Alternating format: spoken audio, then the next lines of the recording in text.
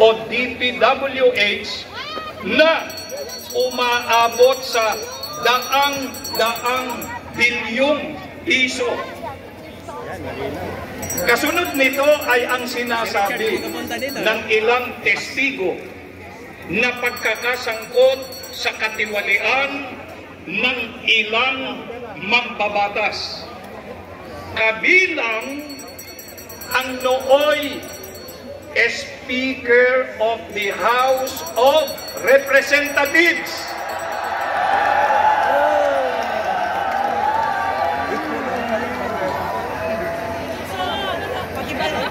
Na nagbunga ng kanyang pagbibitiw sa tungkulin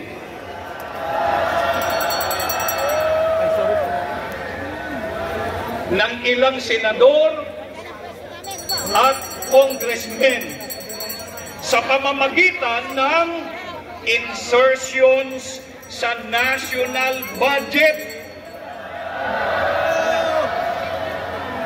upang tumanggap ng suhol at kickback. Tama.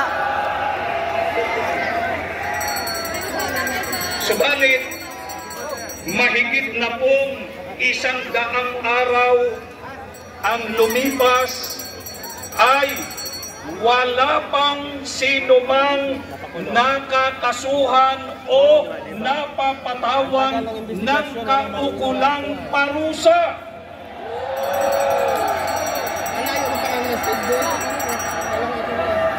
Yun o, yung nakailaw. Dulo pa. Yung nakailaw yun. Actually, kung lalakarin na po natin, may malayo pa, no? Malayo. Chicken.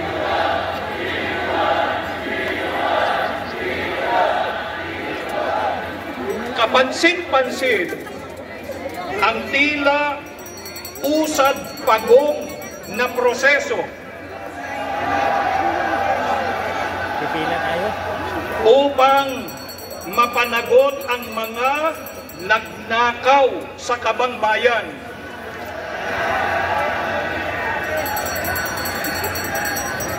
Bukod sa pag-iimbestiga ng Blue Ribbon Committee sa Senado, ng Ombudsman at ng bagong tatag na Independent Commission on Infrastructure o ICI, wala isa man sa mga natukoy na malalaking personalidad na sangkot sa katiwalian ang napatawan ng parusa gaya ng pagkakakulong.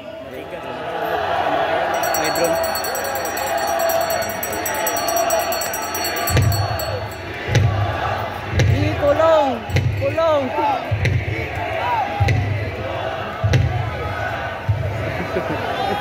Ikulong na yan! Samantalang ang pobreng si Juan de la Cruz Nakulong. na nahuling nangupit ng sardinas Tinulong. o ng diaper o kaya yung nagkakarakrus sa daan ay kaagad nakakasuhan at naipakukulong.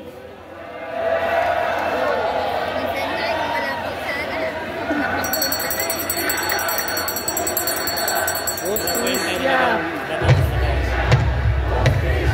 Hostisya! Hostisya! Hostisya! Mistulang magkaiba ang due process para sa makapangyarihan at mayaman at para sa ordinaryo at mahirap na Pilipino. Nakakabalisa rin ang pahayag ng isang senador na maaaring di umano ay i-bend o baluktutin ang batas.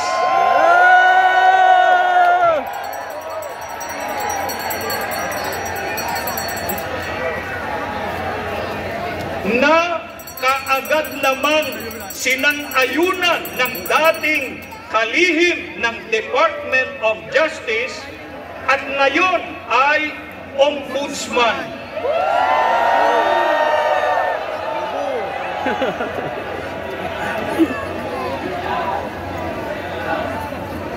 Lumilitaw sa kanilang pahayag Kapanan man talaga ng buhay. na ang batas ay bendable o flexible, depende kung kanino nila ito ipatutupad.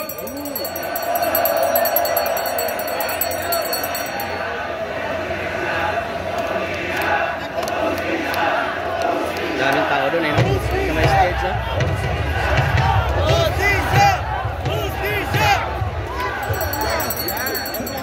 Si dating Congressman Zaldico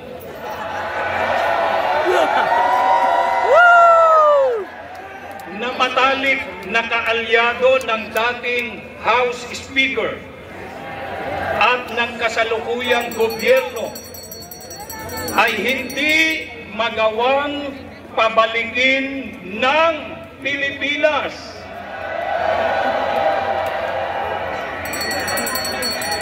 Upang harapin ang mga akusasyon laban sa kanya.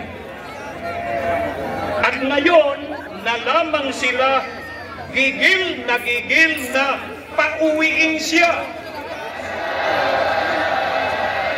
Matapos na siya ay magsalita laban sa pamahalaan. Dati, hindi na pinauwi. Ngayon, salita na. Kaya nasaan ang tunay na paghahangad para sa accountability? Hindi ba mahalaga sa gobyerno ang tunay na pagpapanagot sa mga may sala? 7 mo din na nakapunta na. Kapansin-pansin ang mga alibay noon Nakapunta tayo dito. ng mga ahensya ng gobyerno kung bakit hindi nila makansela ang pasaporte ni Congressman ko o kaya ay sa Pilipinas mapauwi sa pamamagitan ng extradition sa pakikipagtulungan sa Interpol. Gayong tila naging napakadali naman para sa nasabi ring gobyerno na ipaaresto sa isang banyagang organisasyon ang International Criminal Court o ICC, kung saan hindi kasapi ang Pilipinas, ang dating Pangulo na hindi muna dumaan sa paglilitis sa Korte ng Pilipinas.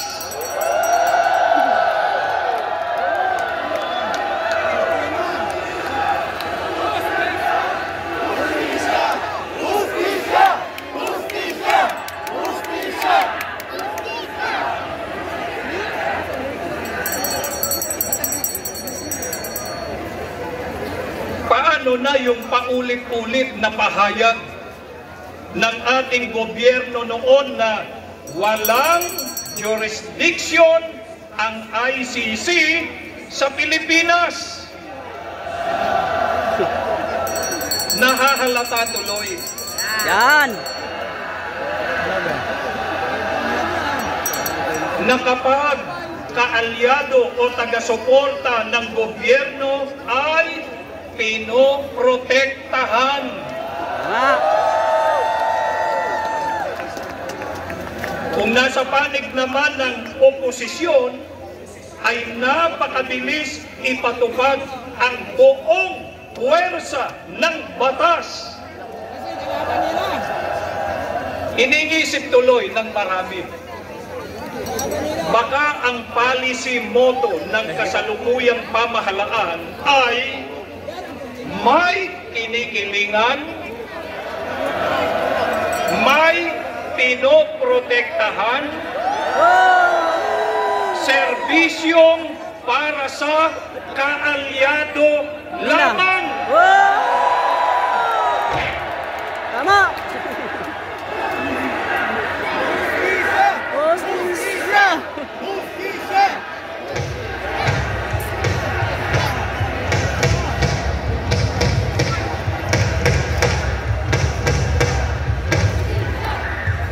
Ang sabi nga, kung gusto ay may paraan. May dahilan. Kung ayaw, may dahilan. Kaya naman dumaraing at humihiyaw ang sambayanang Pilipino. Humihingi sila ng katarungan.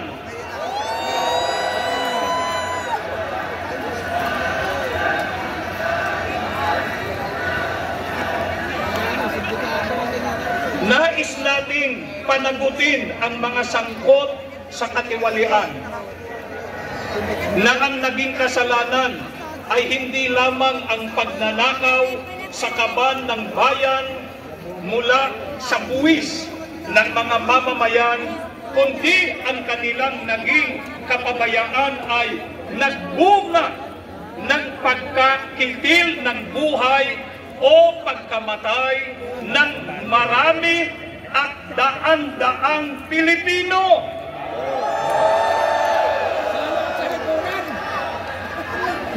Pagkawasak ng tahanan, kabuhayan at kinabukasan ng napakaraming pamilya. Napakawalang kwenta rin talaga yung gobyerno na. Ito ang dahilan ng rally na isinasagawa at pinangungunahan ngayon ng Iglesia ni Cristo.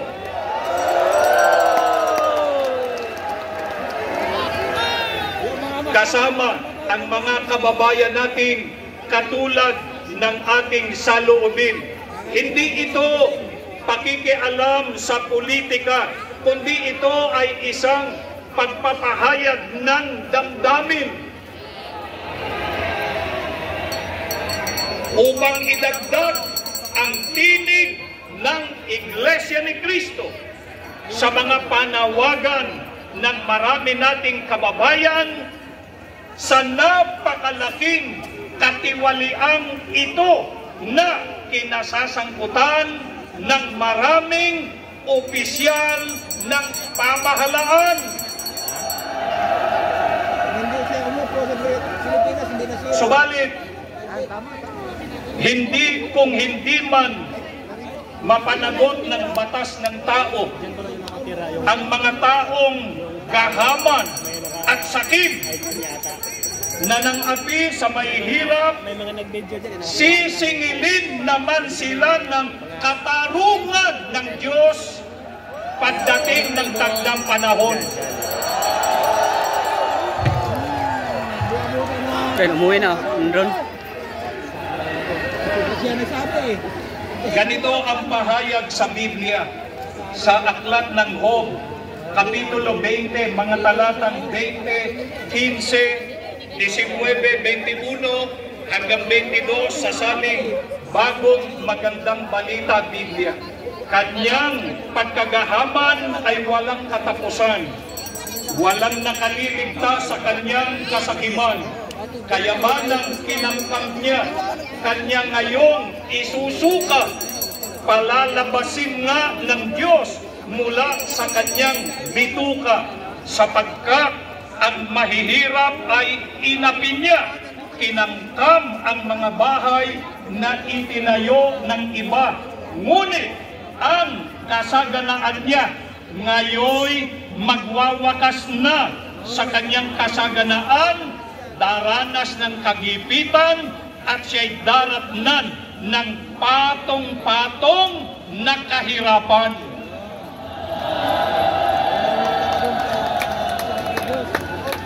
Kaya hindi po habang panahon ay makapamamayani ang mga taong nagnanakaw at nagpapasuhol.